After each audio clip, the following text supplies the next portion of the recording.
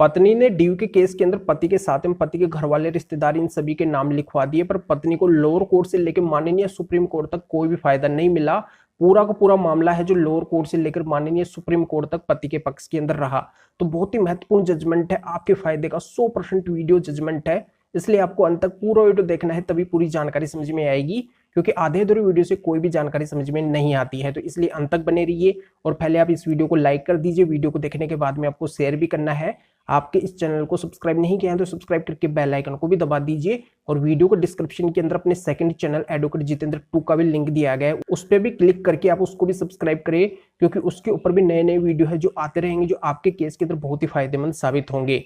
तो यहाँ पे अब चलते हैं मेन टॉपिक के ऊपर। तो नमस्कार दोस्तों, मैं हूं एडवोकेट जितेंद्र। यहाँ पे मैं क्लियर कर देता हूं कि पत्नी एक ड्यू का केस फाइल करती है और उसके अंदर वो क्या करती है, पति के साथ में पति के घर वाले, रिश्तेदार, इन सभी के नाम लिखवा देती है।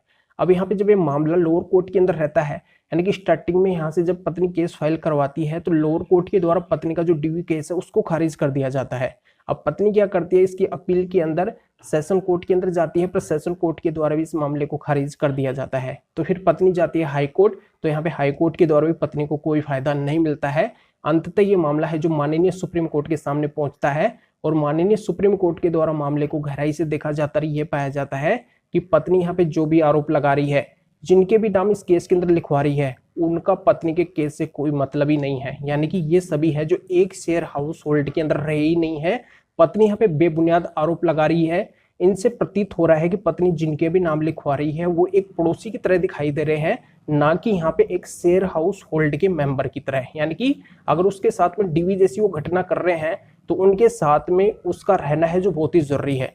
पर ये पत्नी जिनके भी नाम लिखवा रही है इस केस के अंदर, ये कभी पत्नी के साथ में रहे ही नहीं, यानी कि एक शेयर हाउस होल्ड के अंदर ये कभी रहे नहीं है। और बेबुनियाद आरोप है जो पत्नी के द्वारा लगाए जा रहे हैं, पत्नी के द्वारा कोई भी बात है जो साबित नहीं की जा रही है। तो यहाँ पे सभी तथ्यों को देखते हुए माननीय सुप्रीम कोर्ट के द्वारा भी पत्नी को कोई फायदा नहीं मिलता है, यानी कि पत्नी का जो पूरा केस है वो खारिज हो जाता है। जिनका नाम उस केस के अंदर होता है सभी को फायदा है जो मिल जाता है। तो ये जानकारी यहाँ पे समझ में आ गई होगी कि अगर आपके ऊपर झूठे एलिगेशन लगाए जाते हैं और आपका अगर उस केस से कोई मतलब है ही नहीं, बिना वजह अगर आपको उस केस के अंदर इन्वॉल्व किया गया है, तो अब आपको टेंशन करने की आवश्यकता नहीं है। माननीय सुप्रीम कोर्ट का जो जजमेंट है ये आपकी सहायता करेगा। इसकी सहायता से आप उस केस से है जो आसानी से बाहर निकल सकते हैं। तो इस जजमेंट का लिंक इस वीडियो को डिस्क्रिप्शन के अंदर दिया गया है, यहाँ पे आप क्लिक करके इसको अच्छी तरह से रीड कर सकते हैं, जान सकते हैं कि मामला क्या है। अगर आपके मामले से मिलता हुआ जजमेंट है तभी आप इस जजमेंट को यूज करके फायदा उठा सकते हैं।